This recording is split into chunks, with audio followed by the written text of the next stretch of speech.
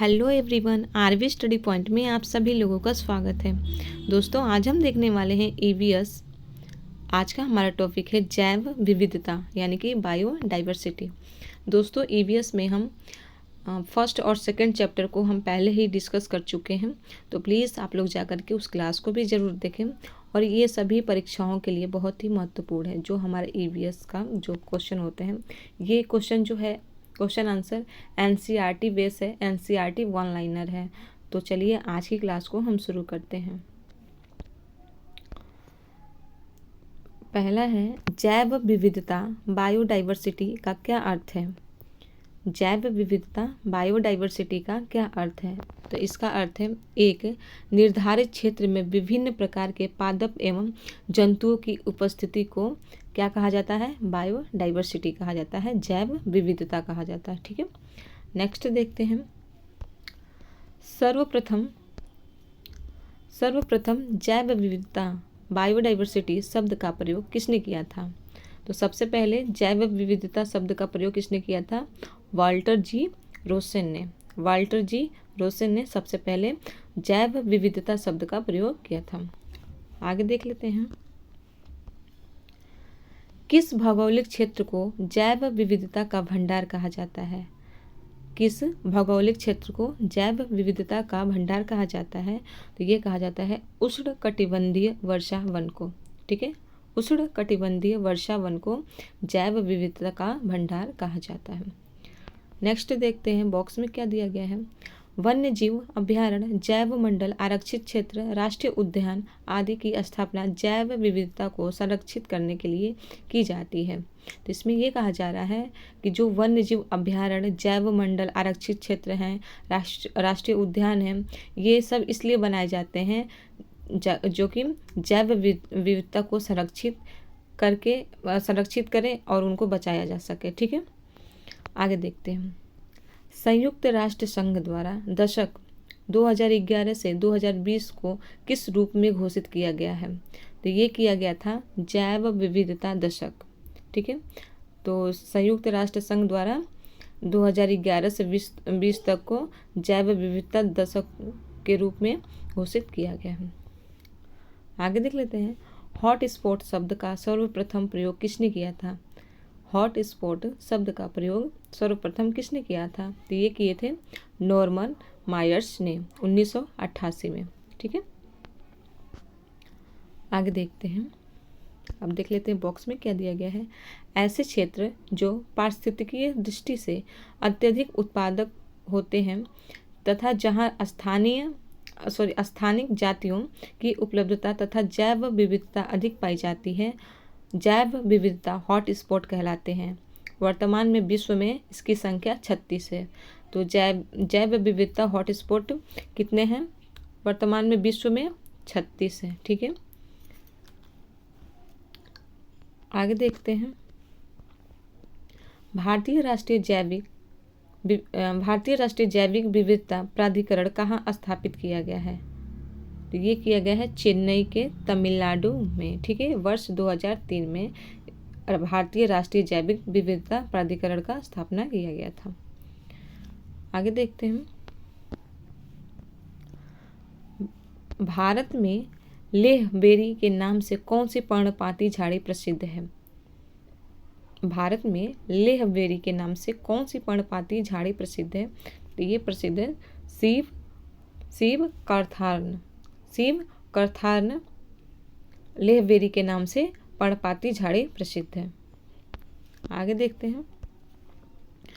भारत में अति सघन वनों हाईली डेंस फॉरेस्ट का सर्वाधिक क्षेत्र किस राज्य में पाया जाता है? तो ये पाया जाता है अरुणाचल प्रदेश में। ठीक है, कहाँ पाया जाता है? अरुणाचल प्रदेश में भारत में अति सघन वन पाए जाते हैं। आगे देखते हैं। एम स्ट्रिप्स शब्द किससे संबंधित है? तो ये संबंधित है बाघ अभ्यारण्यों के रखरखाव से एम स्ट्रिप्स संबंध रखता है। ठीक है, आगे देखते हैं। भारत ने जैव सुरक्षा उपसंधि प्रोटोकॉल पर कब हस्ताक्षर किए थे? भारत ने जैव सुरक्षा उपसंधि पर कब हस्ताक्षर किए थे? तो ये किए थे 23 जनवरी 2001 को। 23 जनवरी 2001 को किए थे। नेक्स्ट देखते हैं, प्रोसोपिस जूलीफ्लोरा नामक पादप पर्यावरण को किस प्रकार हानि पहुंचाता है? तो ये पहुंचाता है जिस क्षेत्र में उगता है वहाँ पर, कि जिस क्षेत्र में उगता है वहाँ की जैव विविधता को कम करने लगता है। तो जो प्रोसोपिस जूलीफ्लोरा है, जूलीफ्लोरा जो है जिस क्षेत्र में उगता है वहाँ की जैव विविधता को कम करने लगता है। ठीक है, आगे देखते हैं, भारत में सिंह पुच्छ वानर जिसको मकॉक के प्राकृतिक आवास कहाँ पाए जाते हैं? तो भारत में सिंह पुच्छ वानर के प्राकृतिक आवास कहाँ पाए जाते हैं? तो ये पाए जाते हैं तमिलनाडु, केरल एवं कर्नाटक में। ये 3 जगह पर सिंह पुच्छ वानर पाए जाते हैं। आगे देखते हैं, भारत सरकार द्वारा जैव विविधता अधिनियम कब पारित किया गया? भारत सरकार द्वारा जैव विविधता अधिनियम कब पारित किया गया था? तो वर्ष 2002 में पारित किया गया था। आगे देख लेते हैं, किस पक्षी के विलुप्त हो जाने के कारण मॉरिशस में सिडरॉक्सी ग्रांडिफ्लोरम नामक पादप प्रजाति भी विलुप्त हो गई? तो किसके कारण हो गई थी? डोंडो पक्षी जो है यह उपयुक्त पौधे के फल को खाकर उसके बीजों के अंकुरण में सहायक था।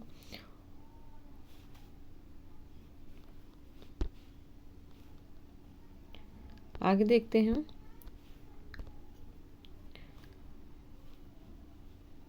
भारत का प्रथम समुद्री राष्ट्रीय उद्यान कहाँ स्थित है? तो ये स्थित है कच्छ की खाड़ी में।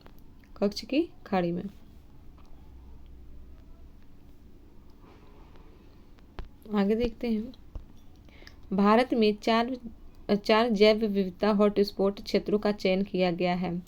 तो सबसे पहले है पश्चिमी घाट, दूसरा है इंडो बर्मा क्षेत्र, तीसरा है पूर्वी हिमालय, चौथा है सुंडालैंड जो निकोबार द्वीप समूह पर है। ठीक है, तो ये 4 जैव विविधता हॉटस्पॉट हैं, पश्चिमी घाट, इंडो बर्मा क्षेत्र, पूर्वी हिमालय, सुंडालैंड।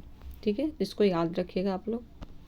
आगे देखते हैं, फ्लाइंग फॉक्स अर्थात उड़ियन वलगुल जिसे ग्रेट इंडियन फ्रूट बैट भी कहा जाता है, यह क्या है? तो यह एक प्रकार का चमगादड़ों की एक प्रजाति है। ठीक है, नेक्स्ट देखते हैं, रेड डाटा बुक अथवा रेड लिस्ट किस संगठन से संबंधित है?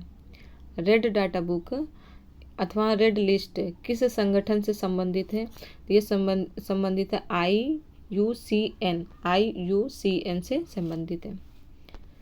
आगे, कौन सी औषधि गिद्धों की संख्या में कमी के लिए उत्तरदायी है? कौन सी औषधि गिद्धों की संख्या में कमी करने के लिए उत्तरदायी है? तो ये है डाइक्लोफेनेक सोडियम गिद्धों की संख्या में कमी करने के उत्तरदायी है। आगे देखते हैं, भारतीय जीव जंतु कल्याण बोर्ड का मुख्यालय कहाँ स्थित है? भारतीय जीव जंतु कल्याण बोर्ड का मुख्यालय कहाँ स्थित है? तो ये स्थित है बल्लभगढ़ में, हरियाणा में। ठीक है, आगे देखते हैं, वृक्षों पर रहने वाले किस स्तनधारी का जूलॉजिकल नाम एलुरस फ्लैंगस है। तो ये रेड पांडा का नाम है एलुरस फ्लैंगस।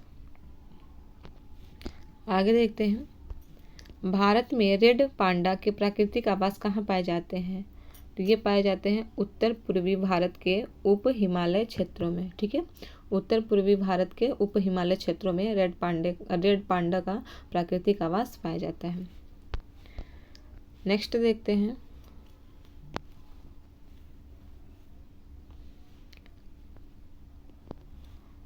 दाचीगाम राष्ट्रीय उद्यान किस जंतु के संरक्षण के लिए प्रसिद्ध है? दाचीगाम राष्ट्रीय उद्यान किस जंतु के लिए प्रसिद्ध है? तो ये प्रसिद्ध है हंगुल मृग। हंगुल मृग के लिए दाचीगम राष्ट्रीय उद्यान प्रसिद्ध है।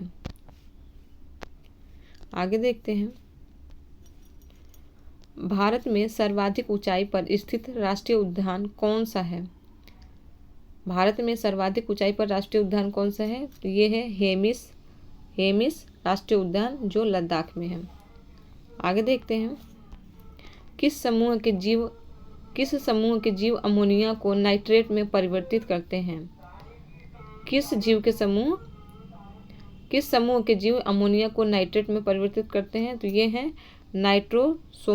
नाइट्रोसोमोनास। ठीक है, नाइट्रोसोमोनास ये जीव हैं जो अमोनिया को नाइट्रेट में परिवर्तित करते हैं। आगे देखते हैं, धान का पौधा नाइट्रोजन को किस रूप में ग्रहण करता है? तो धान का जो पौधा होता है वो नाइट्रोजन को अमोनिया के रूप में ग्रहण करता है। आगे देख लेते हैं, जीवमंडलीय पारिस्थितिकीय तंत्र में रासायनिक तत्वों का प्रवेश किस माध्यम से होता है? जीवमंडलीय पारिस्थितिक तंत्र में रासायनिक तत्वों का प्रवेश किस माध्यम से होता है? तो ये होता है पौधों की जड़ों के द्वारा। ठीक है, पौधों की जड़ों के द्वारा होता है। छोटे से बॉक्स में क्या दिया गया है? भारत के पूर्वोत्तर राज्यों को जैव विविधता का द्वार कहा जाता है। तो भारत के पूर्वी राज्यों को क्या कहा जाता है? जैव विविधता का द्वार कहा जाता है। ये नीचे देख लेते क्या लिखा हुआ है, अखिल भारतीय बाघ गणना 2022 के अनुसार भारत में बाघों की कुल संख्या 3682 हो गई है। ठीक है, तो 3682 हो गई है 2022 के अनुसार। जो अखिल भारतीय बाघ गणना था उसके अनुसार कुल बाघों की संख्या 3682 है। आगे देख लेते हैं, भारत को कितने जैव भौगोलिक क्षेत्रों में विभाजित किया गया है? तो कितने क्षेत्रों में विभाजित किया गया है? 10। ठीक है, आगे देख लेते हैं, जब कोई समुदाय अस्थायी, परिपक्व, जटिल तथा दीर्घकालिक होता है तो उसे किस रूप में परिभाषित किया जाता है? तो ये किया जाता है चरम समुदाय, क्लाइमेक्स कम्युनिटी। आगे देखते हैं, क्षेत्रफल की दृष्टि से भारत का सबसे बड़ा जैव मंडल आरक्षित क्षेत्र कौन सा है? तो क्षेत्रफल की दृष्टि से भारत का सबसे बड़ा जैव मंडल आरक्षित क्षेत्र कौन सा है? मन्नार की खाड़ी है। नेक्स्ट, किस वृक्ष को कल्प वृक्ष की उपमा प्रदान की गई है? तो कल्प वृक्ष के नाम से किसे जाना जाता है? तो ये नारियल को जाना जाता है। आगे देख लेते हैं, भारत में कौन सा राष्ट्रीय उद्यान पक्षियों के स्वर्ग के नाम से प्रसिद्ध है? भारत में कौन सा राष्ट्रीय उद्यान है जो पक्षियों के स्वर्ग के नाम से जाना जाता है?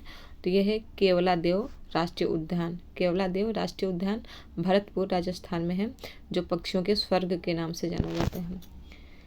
आगे, केवलादेव राष्ट्रीय उद्यान से होकर कौन सी नदियाँ प्रवाहित होती हैं? ये होती है बाणगंगा तथा गंभीरी। जो 2 नदियाँ हैं केवलादेव राष्ट्रीय उद्यान से होकर के बहती हैं, बाणगंगा तथा गंभीरी। आगे देखते हैं, वनस्पति संरक्षण हेतु स्वस्थानीय संरक्षण पद्धति इन सिटू कंजर्वेशन के अंतर्गत कौन सा स्थल सम्मिलित नहीं है? तो ये है वानस्पतिक उद्यान। ठीक है, बोटैनिकल गार्डन। आगे देख लेते हैं, कृत्रिम ग्रीन हाउस द्वारा वनस्पतियों का संरक्षण किस विधि के अंतर्गत आता है? कृत्रिम ग्रीन हाउस द्वारा वनस्पतियों का संरक्षण किस विधि के अंतर्गत आता है? तो ये आता है बाह्य स्थानीय संरक्षण पद्धति, सिटू कंजर्वेशन के अंतर्गत आता है। आगे देख लेते हैं, लास्ट है, वर्तमान में भारत में कुल कितने जैव मंडल रिजर्व हैं? तो वर्तमान में भारत में कुल कितने जैव मंडल रिजर्व हैं? तो ये हैं कुल 18। ठीक है, कुल कितने हैं? 18 हैं। तो दोस्तों आज का हमारा क्लास था जैव विविधता। आपको ये क्लास पसंद आ रही है तो प्लीज़ लाइक, शेयर और सब्सक्राइब जरूर करें। Thank you so much.